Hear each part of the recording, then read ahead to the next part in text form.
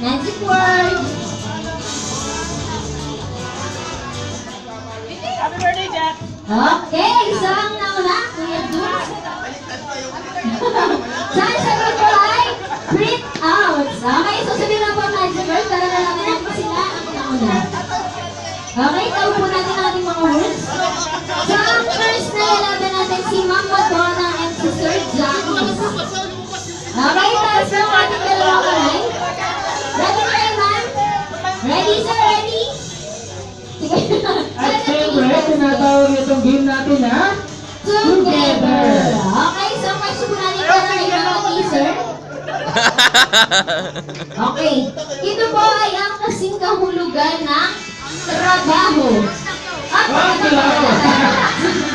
Kasing kahulugan ng trabaho ay 3, 2, 1, go!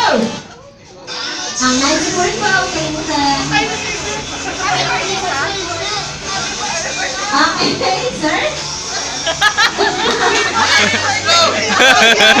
hindi naman isa.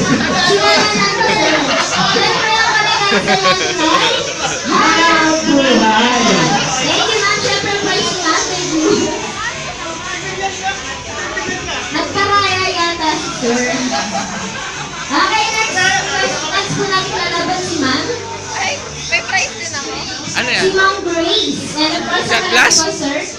Nadya? Sir Benjo and Ma'am Grace. Tapos po ang ating dalawang kamay. Question po natin. Dito naman po ay lugar. Lugar naman tayo. Lugar kung saan tayo nakakakita ng madaming aeroplano. Okay? Wala pa ba? Wala pa. Lugar kung saan maraming aeroplano ay 3, 2, 1, go! Go! Magic word po. Ready, ready!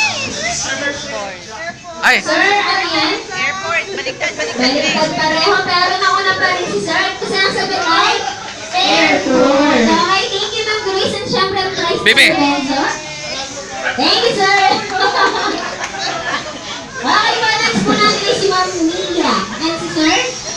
Sir Betson. Okay, taas po ang ating dalawang kamay. And ang question po natin para sa kanila. Ito ba ay ang kasing kahulugan para tayo makapagsimulang muli? Nadya! Relate na relate si Ma'am.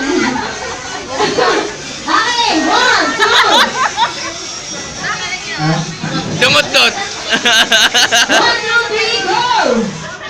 Ano? Pagsimulang muli. Okay? Okay, so ano na? Si Mamila kasi buhay bago kang Siyempre may prize si Mamila. Thank you, Sir Benson.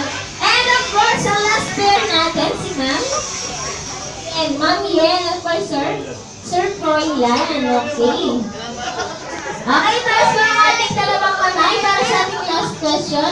Kagamitan naman po tayo. So ito po ay kagamitan upang tayo ay makapagbasa ng balita.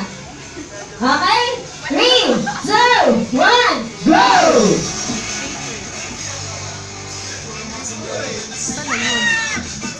Ay! Hindi na nakasagot si Ma'am. Siyempre, ang sagot ay newspaper. Thank you, Ma'am Ken. And of course, ang prize ni Sir Froilan. Salamat po.